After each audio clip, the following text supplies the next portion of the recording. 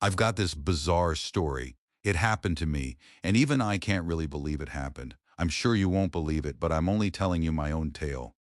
Do what you will with it. Before I start, I want to thank We Are the Music Makers YouTube channel for helping me tell my story. It's weird, but they love to tell stories of love when it's messy, when someone makes a mistake, but then people act like adults, talk, and then figure out how to be what they always should have been. Since they're giving me this platform, maybe you could hit the like button and subscribe. There's the hype button, but even they don't really know what that means. Maybe hit it or leave a comment if this story means something to you. My name is Roderick, I'm 33, and I own a small computer repair business. The building I work in was a small veterinary clinic up until 6 months before I leased it. To this day, I still find a chew toy or a leash when I go down into the basement or go through the shelves. One day, I was configuring one of my servers and a squeaky toy literally fell from somewhere. I don't even know where. I was about to pick the thing up and hurl it across the room when I heard a giggle. A woman had walked in. I went into customer service mode. "Welcome to the computer den. What can I do for you?" She laughed. "Can I have the dog toy?" I looked at the thing in my hand. It was a rubber hamburger that squeaked. It was ridiculous. I walked over and put it in her hands. She smiled at it, then me, then placed it in her purse.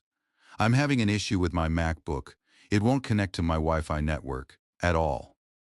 She put an M1 Air on my counter. I opened it, went through the config. Somehow, she had wrecked the MAC address. That didn't have anything with it as an Apple computer, but its identity within a network structure. I created a new, proper identification, refreshed the computer, and rebooted. Then I confirmed that it would connect to my own Wi-Fi, connected to the network via USB, looked it over, and everything seemed good. I closed the MacBook and pushed it back to her. "I think someone messed with the network and system settings. You might have to reset your wireless router, but the computer is back up and running." "Really?" she asked, surprised. "You only worked on it for 10 minutes?" I shrugged. "When you know what you're doing, you can troubleshoot pretty quickly." She picked up the device. "How much do I owe you?" I waved a hand. "You have a good sense of humor. Better to have a happy client than to charge for fractional time like that. Just tell your friends about my place." She smiled an unsettling, almost knowing smile. "I think that's a wonderful idea. My girlfriends should all know about this place." She put the computer in her bag and smiled. "All of my friends are having computer issues now and then. I bet I can get them all coming here to have you take care of their computer issues." She smiled. I smiled. Her bag squeaked. The computer was resting on the toy, and it went off. She laughed again and waved as she left. I didn't think anything of it. She was a nice woman who might be a reference, and she helped me get rid of one of the remains of this building's past. I went back to working on the server. Working on computers can run the gamut of emotions. When you're adding or removing screws, it can be contemplative. When you're installing software, it can be an anxious time. When you're compiling something important, you're sweating. And of course, when it all comes crashing down, all computer nerds have that favorite four-letter word they want to shout to the roof. It's maddening, refreshing, meditative, and delightful, depending on the time or the outcome. The next day was a long one. Lots of customers, lots of mini and medium-sized projects, and lots of small irritations that added up to a lot of stress. It was maddening, and I was looking forward to 6 p.m. when I could close up shop and go home for the night. It felt like a book night, and not an e-book, like reading a real paper-based book. I could save the network and hardware messes for the morning. At 5:45, I was sitting in the back of my shop when the door chime sounded. I sighed, a customer at the last second, but I stood up, put on my confident customer service smile, and walked out to the counter. But it wasn't a 20-something with a gaming computer, or an old lady with a 25-year-old tower, or even a guy with a device he had destroyed after losing in PUBG.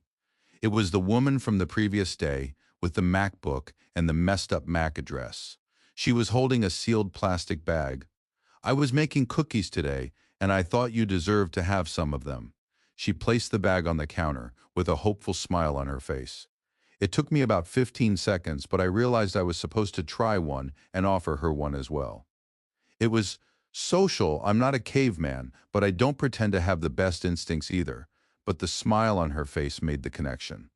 I opened the bag, took out a cookie, said, "Would you like one?" and took a bite. It was good. Not win a county fair baking contest good. But if I lacked self-discipline, I could devour the whole bag. "Oh, I couldn't," she said. "I've been licking spoons and stealing chocolate chips all afternoon." But that didn't stop her from reaching in and taking one. We sat there chewing. I felt like I was supposed to say something. "These are good. I like them." A smile crossed her face. "Oh, that's so nice of you to say." She held her hand out. "I'm Lacey." "Roderick," I responded. I wasn't really expecting anyone to come by with cookies. She waved her hand. "Oh, don't think anything of it. You were so nice yesterday. I felt like I owed you something special." But there was that smile on her face. The smile that says, "I want your attention." 6 o'clock came around. Suddenly, she was standing there, expecting my attention, and my store was supposed to be closed. My brain was melting partly. This wasn't the plan when I decided to lease a shop, but she still had that smile on her face. I looked at her. "I don't have much going on, but if you'd like to hang out while I handle some hardware issues, you can come to the back and chat." Her eyes lit up at the invitation. She sealed up the bag, put it aside. I closed the store, locked the door, and waved her to my workshop behind the counter. A few moments later, I was taking apart a ThinkPad, cleaning it, replacing the hard drive and RAM, and setting aside for a Linux install. She asked me what I was doing with the stack. "These are all perfectly good computers. I can sell them on eBay for $100 a pop and make a little money off them. Some of them I donate them to a school or a shelter. But no matter what, it's less e-waste." "May I see one?" she asked. I picked one up, turned it on, and she watched how the computer booted up into Linux. "Go ahead and explore," I offered. For several minutes, she played around with the operating system. After a few minutes, she had changed the wallpaper, downloaded her favorite browser, and even changed the color of the status bar. She showed me, "This is easier than I thought." She beamed. A minute later, she reached into her purse, pulled out some money, looked at it, and said, "I have $65. Can I give this to you now and then pay you the rest later?" I glanced at her. "For you, we'll just make it $65. If you want to dabble in Linux, then we'll call it a sale." Her eyes lit up. For another 30 minutes, she fiddled with the laptop some more. "I could use this as like a take-along and keep my MacBook at home." "Sure," I said. "Why risk damaging the expensive computer when the cheap one will do?" She grinned at the discovery, but then put the computer in her purse, took my arm. "Let's watch a movie together." I glanced at her. "Okay, what are you thinking?" "Oh, you pick something." I thought for a minute. "Guardians of the Galaxy?" I offered. "Oh, that'll be great. That's such a fun movie." I found where the movie was streamed, loaded it up, and for the next 2 hours we laughed and joked as the movie played. As the movie came to an end, I noticed that her chair was closer to mine than when we sat down. When it was over, she stood up. "That was nice, but I guess I have to get going." I stood up too. "That was nice." "Yeah, nice," she said. "Do you think I could come by and we could do this again?" I thought. "Sure, name a day." "Friday?" she asked. "Sure." Her eyes lit up one more time when I said that. "I can't wait," she said. She walked to the front, pointing to the bag of cookies. "Don't forget them." Then I unlocked the front door. She touched my arm, smiled, and hurried out. On Thursday, as the rain poured down outside in sheets, she made an appearance at 1 p.m. "Lunch?" she said. "I bet you haven't eaten anything since this morning." I nodded ruefully. "Last night." She let out a little gasp. "Rod, you can't let yourself go hungry like that. It's not good for you." She put a container of what looked like soup on the counter. "My grandma from Kentucky taught me how to cook this burgoo. Show me where the microwave is, and we'll eat it together." She seemed insistent. She wasn't going to be turned away, it seemed. "Microwave is at the end of the hall." 5 minutes later, there was a smell of broth, meat, and vegetables wafting out of the back room. A minute later, she brought out a bowl filled to the brim with this thick red stew. A moment later, she had a second. "Now, is that not the finest thing you've smelled, maybe this entire year?" I nodded. "It smells great. Probably the best smell this building has ever known." She laughed at that. She watched as I took a bite. "Meat," I said. "Meats," she corrected me. "There's at least 3 in it. That's what makes it burgoo." She looked out the window.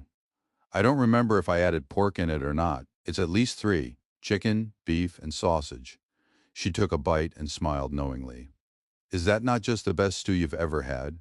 I took another bite. It's amazing. I didn't know stew could be that tasty. She smiled knowingly. Now, instead of hanging out here tomorrow, I want you to come to my place. The couch will be so much more comfortable than your office chairs. Now, don't get upset. They're fine for fixing a computer, but for watching the Avengers, she rubbed her back. Subpar. She smiled. I promise you that the spread will be worth your while. I nodded. Oh, and be prepared to talk. We haven't really gotten to know each other, you know? She smiled at me. I nodded, but I felt like I was being reeled in. She wasn't coming towards me. She was pulling me into her sphere. It was like I was the boat, but she was the fish and was pulling me towards her, against all reason. But it was also so charming. I smiled back. I have some things I want to get off my chest, and I think you're just the man who will forgive a woman who has acted stupidly in the past. I raised an eyebrow. I didn't cheat. I didn't betray anyone, but I still didn't. She paused. Handle things well. I hope you won't think me some conniving monster when I tell you. I smile a little. I guess we'll have to see what you're admitting to. She was eating her stew, the burgoo as she called it. You're right, of course, but I'm betting you're going to admit that I had been a bad girl, acted thoughtlessly, been a little cruel, but see that I've learned my lesson. She took a bite and then smiled at me. I'm counting on it. I nod. Well, I will be there on Friday, but I cannot promise a response until you've admitted to what you've done. We ate silently for a time. When she was finished with her stew, she walked over to the counter, opened up the bag of cookies, handed me one, and ate one herself. You must keep your energy up, Rod. She smiled at me. I smiled less, but still it was a smile. Thank you for the stew. Are you going to take the rest back? No, Rod, that's for you. I'll put it in your little fridge. Burgo is better when it's a day old, so when you're hungry tomorrow at lunch, you nuke some of that, and you'll feel the life coming back into you, even if the rain coming down like crazy. She looked out the window. And then we'll see each other tomorrow night at my place. She grinned, waited for me to say goodbye, and then hurried to her car in the pouring rain.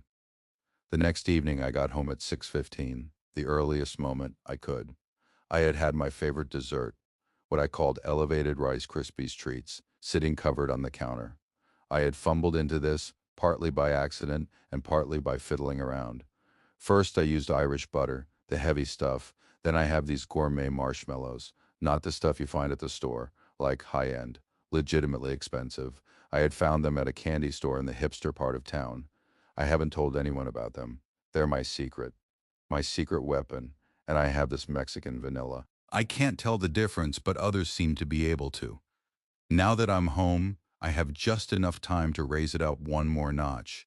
So I melt this Ghirardelli chocolate, just a small amount, drizzle it over the treats, and to polish it off I lightly grind pink Himalayan salt over the whole thing. Then I cut them up, leaving two which could be consumed in a single bite, and put them all in a plastic container. I took a quick shower, brushed my hair, tossed some cologne on, and found my nice button down, something better than the polos I wore for work. Then I picked up the treats and headed over to Lacey's apartment. The door opened almost instantly when I knocked, like she had been waiting for me. When I entered, she offered me a hug, and I almost think she was hoping for me. I held up the plastic container. Something for the kids? She asked with a smirk. Suspecting she would show a little snark at my creation, I opened it up, pulled out the two small pieces, and handed one to her. When she eyed it, I think she could see the salt and the slight heft compared to the store-bought stuff. She popped it into her mouth, and a moment later her eyes widened. Oh, Rod, that's really good. She looked down at the open container, then at me. Take one, I permitted. Just don't spoil your dinner. She laughed and pulled one of the smaller squares out and started munching on it. Then we went into the kitchen. She pulled out two wine glasses and poured a small amount in both. I'm not that much of a drinker, she admitted, but I think a little will make conversation a little easier. I nod, take the glass, and hold it out to her. We clinked glasses, and she smiled as we sipped. What's on the menu? I asked casually, Her eyes sparkled. It couldn't have been the wine, not after one sip. "Oh, I think you're going to love this. I have this for pork tenderloin. It's so rich and tender, but I've gotten tired of the glazes, the herb rubs, all those packets that cost $7 for a little packet." I nod. "Seasonings can be expensive." "I know, right?" she said, her voice betraying her frustration. "So I was looking at the mixes, and there was a Memphis dry rub." She eyed me. "That just seemed, I don't know, different. If those guys with their smokers can put it on ribs, why can't I use it for tenderloin?" Just then the oven alarm went off. She grinned, grabbed some oven mitts, and opened the oven door. When she did, the delicious smell of pork filled the kitchen. There was a sweet mix to it, the scent, and a hint of smoke as well. She turned around, removed the foil covering, and there were two tenderloins sizzling in their juices, clearly covered in a dark rub. My mouth watered. I think she could read it in my eyes. "You're intrigued, aren't you? Well, you should be. I've been experimenting with how much rub to use, and I think I have it perfect." She set aside the dish, letting the meat rest. "There's a fruit salad in the fridge. I hope you don't mind." I shook my head. "That's just fine." She placed the large bowl on the counter, eyed the half-eaten treat, then picked it up, took a bite, and glanced at me. "I think there's a story behind this creation." She put her eyes on me. I shrugged, though, with a smile. I had bitten into a treat at a family get-together, and it was like a brick. It was like Rice Krispies super glued together. When I got home, I looked up the recipe, and I assumed there was margarine, cheap campfire marshmallows, and almost nothing else involved. I theorized that if you used higher quality ingredients, it would come out better. The first time I made them, at my old network job, they were eaten up in 10 minutes. I didn't even get one. One of the girl techs, Gigi, I think told me she thought some good quality chocolate drizzled on top and sea salt would be even better. So I tried it, but with the pink salt, and yeah, it was good. I looked at the treat she was holding that was almost eaten. "Worth the calories, Lacey?" She looked at the tiny last bite in her hand, then back at me. "Definitely," she remarked. Then she took that last bite and a sip of wine. "You've turned Rice Krispie treats into an art form." We talked casually for a few minutes. Work, the weather, upcoming plans, nothing serious. But then she put the tenderloin on a serving dish and started slicing them. Then she transferred some of the fruit salad to bowls. Honeydew, sliced grapes, chopped tangerines, and maraschino cherries mixed together. We moved the food to the dining table, and she refreshed our wine glasses, carefully pouring up to about a third full. She eyed me. "Wine is better savored than consumed. Once you swallow it, it's just alcohol." She looked at the bottle. "We can always pour a little more, but—" She hesitated. I learned from experience that less is more. I smiled. "No harm, I'm not here to get wasted," I thought. "Maybe something to go with it? Iced tea, maybe?" She looked at me. "That's a good idea. I don't have iced tea, but there's lemonade in the fridge." I smiled at the idea. A moment later, she'd poured 2 glasses of lemonade and placed them on the table. Then we sat down. "Tea would be a good idea. It would add a hint of bitterness to the spread." "Or," I suggested, "mix the tea and the lemonade. That's called an Arnold Palmer." She looked at me. Then a moment later, she smiled. That's, that's brilliant." I could see her mind racing, how they blended the flavors and tastes together. It's like the perfect simple mocktail. She handed me the slices of pork, and I served myself some, then handed it back to her. When we dug in, it was clear that she took her tenderloin seriously. Tender didn't begin to explain it. It barely hung on my fork. Even a table knife sliced through it like it was nothing. And she was right about the dry rub. It added intensity but didn't overpower savoriness of the meat itself. "This is amazing," I admitted. "This should be served at a restaurant." She blushed slightly, but I think her look was more of victory than embarrassment. "If you like this, I have a roast beef that uses pizza seasoning and nearly caused my friend Lena to start crying." She paused. "I didn't want to break that out first since beef is more expensive and this is still pretty good." I grinned. "This is outstanding. I'd hold out and see what was like, even if you told me you hated my Rice Krispies treats." A good roast beef is a work of beauty, and if you can make that as good as this, well, that might cause a man think about what he's doing with his life. She was beaming. We ate our pork, and then out fruit salad. Try adding a shake of salt on the fruit, she suggested. I raised an eyebrow. Just a little, she remarked with a twinkle in her eye.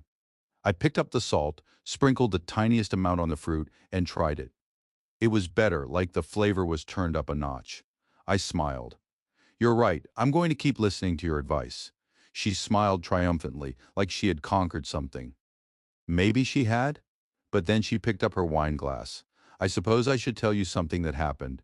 It's not something I'm proud of, but I hope you can understand that it was me being stupid, not really thinking through what I was doing. She sipped her wine. I picked up my lemonade, fixing my eyes on her. She held her glass in front of her, almost like a shield. I last dated a guy named Ben, and on paper he was perfect. We laughed. He was loyal. He planned dates and was affectionate. She sighed. I think I started to take that part for granted.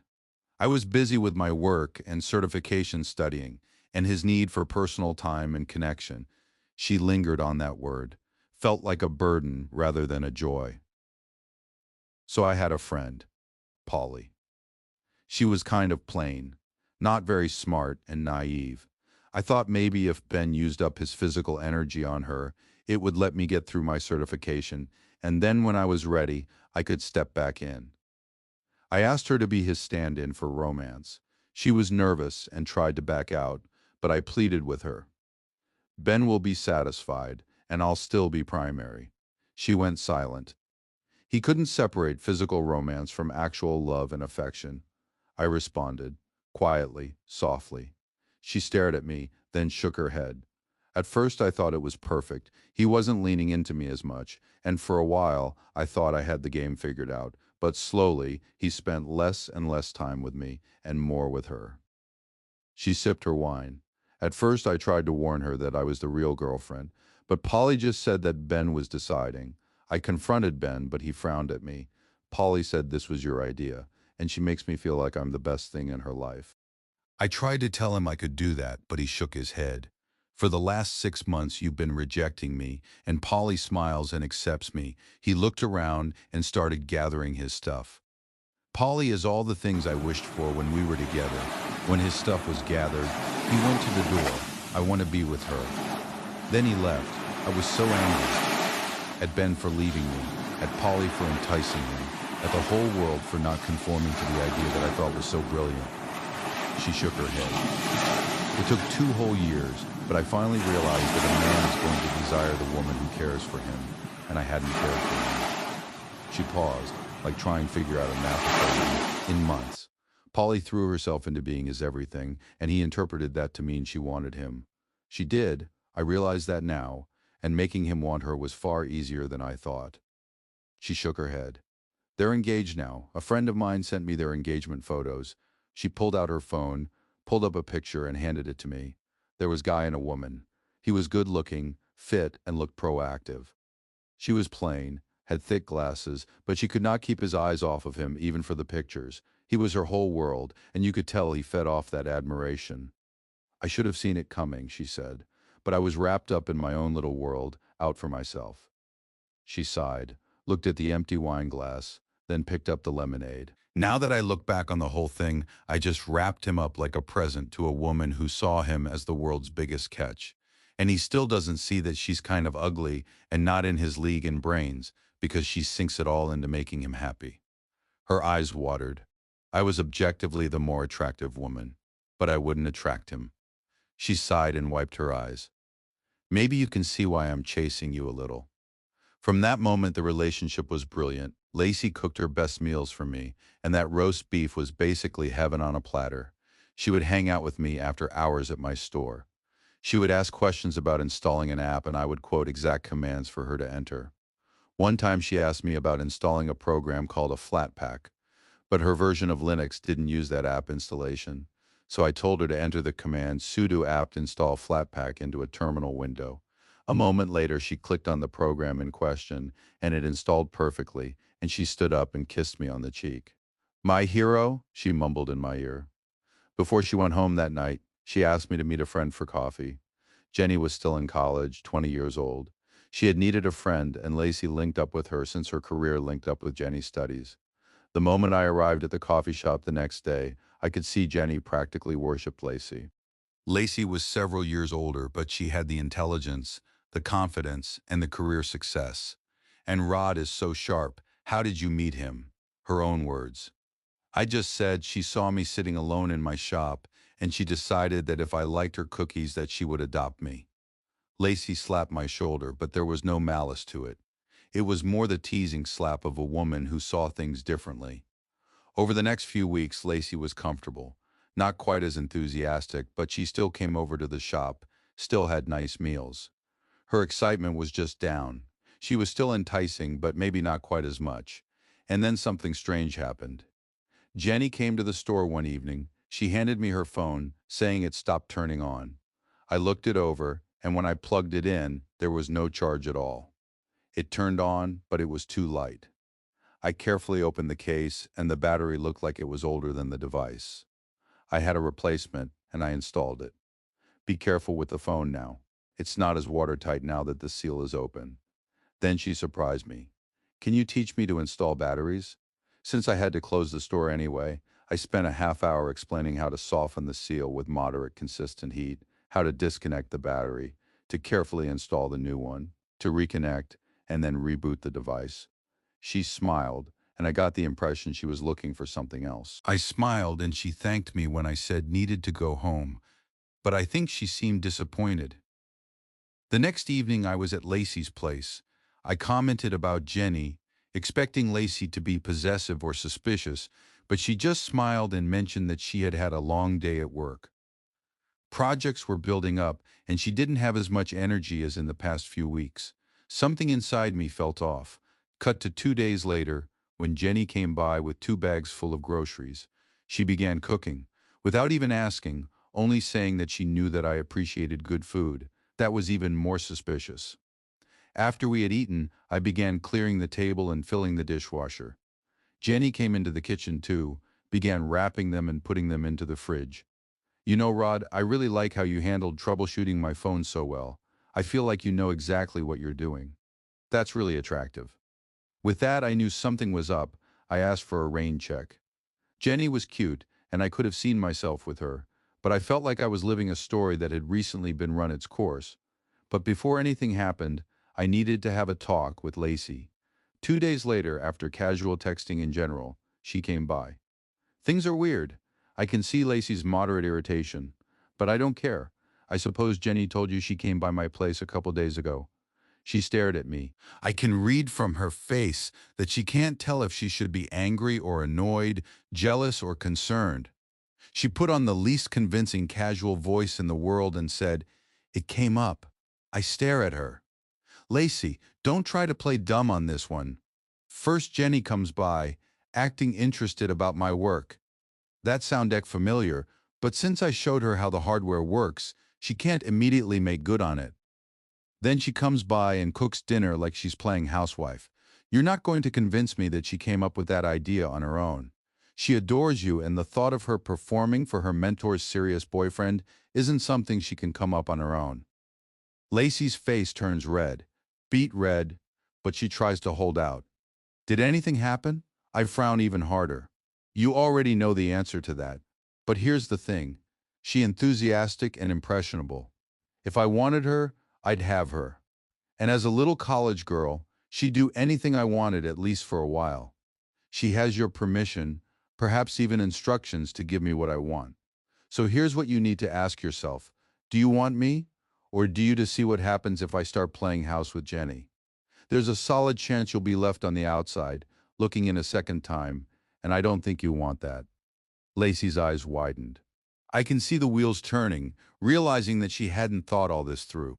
A reasonably successful man like myself, sleeping with a college girl, hearing her laughter, holding his attention, her younger body being potentially more attractive, more motivating, more desirable.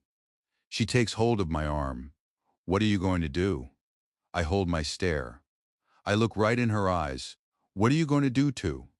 Because if you keep sending Jenny to me, I'm going to take it to mean that you're willing to accept the consequences. She's now squeezed my hand with both of her. No, Roderick, no. Now she's crying. I'll stop, I swear. I've thought so much of you, and I know we haven't had a lot of time together. I just thought she stopped. Jenny was such a cute girl, and she likes me so much. She would let you enjoy a physical presence, but then you'd come back to me when I could give you my full attention. I let her keep hold of my hand, but I'm not smiling. I'm not comforting. I'm dead serious. If she ever enters my place again, I'm going to take it as permission to do what I want and a sign that you're going to let me pick who I want to be with. Her eyes widen in horror. No, Rod, don't. I'll tell her that her hall pass is canceled. I swear, I'll never send another woman to vie for your attention again. Please, Rod, I see it now. I screwed up again. She pulled my hand to her cheek. I lower my voice, speaking softly. Lacey, I want you. You've charmed me. You've attracted me. But if you're going to surrender me to someone else, I'll accept that. I'm giving you fair warning. Jenny played the little game at my office, and she practically threw herself at me at my place. Either you be my woman entirely, or I'll play the field. Okay, Rod, I hear you. I'm sorry. I won't do it again. She sighed, moving closer to me. I guess I thought I could manage things again, but I'm not going to do this to you like I did with Ben. I nod. All right, I'm going to forget this ugly little incident never happened. She put her arms around me, relief and joy filling her eyes. Thank you, Rod. I promise I won't let you regret it. I put my hands on her waist. Show me now. Postscript, I never saw Jenny again. She was an attractive young woman, but she wasn't what I wanted. I'm pretty sure that when Lacey pulled her hall pass, as she put it, Jenny felt a little betrayed. I could feel the attraction when Jenny had come over, and I'm glad I didn't have to make good on my threats. Lacey told me that they had kept going for coffee outside of my presence, but that Jenny went home for summer vacation and they lost track of each other. Lacey went back to spending time with me, both in my shop and in our apartments. She still cooked for me. Last week it was Cornish game hens. Delightful when she feels a little distant or is busy with work. She tells me and we talk like grown-ups and lovers do. I give her a few days to recenter herself, or she goes out with friends and we reconnect. Honestly, the reset always brings out the best in her. Just yesterday, she asked me if I could make those Rice Krispies treats again.